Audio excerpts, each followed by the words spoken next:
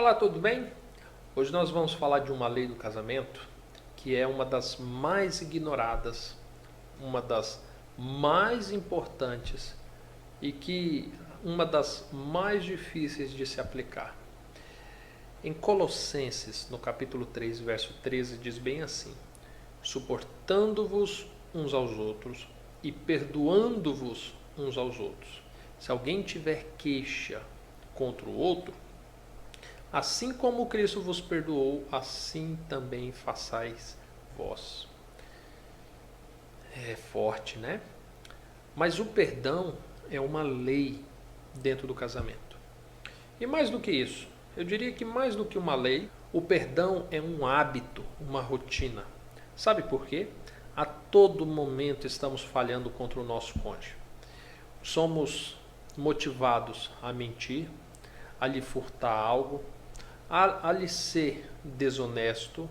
Somos muitas das vezes adúlteros por aquilo que olhamos, por aquilo que imaginamos ou por aquilo que falamos. Existem inúmeros os princípios que podemos correr o risco de violar diariamente e nós devemos pedir perdão ao nosso cônjuge. Nós já falamos da outra lei do casamento que prevê a necessidade da confissão. Então, a outra lei que nós falamos, nós percebemos que nós somos obrigados a confessar nossos pecados. E naturalmente, quando você confessa, agora você entra numa outra lei, a de pedir o perdão.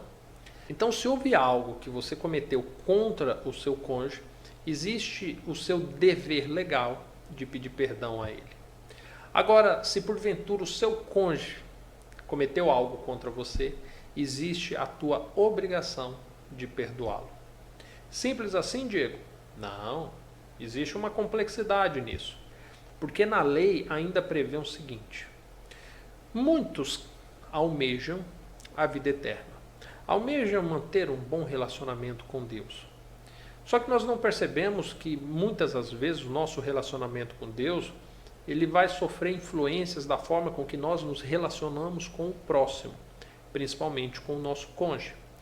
Então, diante de um compromisso feito com o nosso cônjuge, tal como você fez com Deus, diante de ser uma só carne com o seu cônjuge, tal como Cristo propôs que você o fosse assim com Deus, por meio do Espírito Santo, assim como você pede perdão constantemente a Deus pelos pecados cometidos, você também deve perdoar os pecados que o seu cônjuge cometer contra você.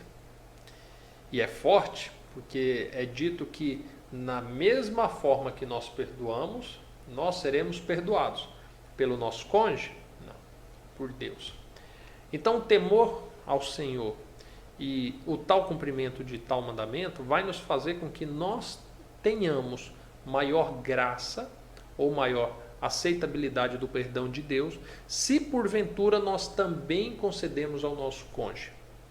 Diego, mas o meu cônjuge adulterou contra mim. E você nunca adulterou contra Deus? Diego, mas o meu cônjuge mentiu para mim. E quantas vezes você mentiu para Deus? Diego, mas é diferente. Não é diferente. Por causa do nosso pecado, por causa do teu pecado, Deus veio e morreu na pessoa de Jesus, para que você pudesse ter a vida eterna. Sabe por quê? Porque o salário de todo pecado é a morte. Todo pecado é a morte. Não importa se é um pecadinho ou se é um pecadão. Se foi cometido contra Deus, ou se foi cometido contra o mendigo, ou contra o esposo, ou contra o filho, ou contra o pai. Pecado é pecado. O peso que Deus dá ao pecado é o mesmo. Existe a diferença das consequências. Existem pecados que geram consequências muito maiores e mais graves, mas não cabe a nós julgarmos as consequências. Cabe a mim e a você, tão somente, pedir perdão quando nós tiver cometido falta contra o nosso cônjuge, e cabe a nós perdoar, se porventura o nosso cônjuge vier nos pedir perdão. Espero que você tenha entendido. É fácil? Não é fácil. Mas você precisa se desprender um pouquinho do seu orgulho, do seu egoísmo e entender que você precisa amar o próximo assim como a si mesmo. Às vezes, quando nós não liberamos o perdão, costumamos dizer assim: ah, mas eu preciso me amar. Sim, mas você precisa amar o próximo na mesma medida. E se ele te pediu perdão, perdoa. Se ela está requisitando o teu perdão, perdoe.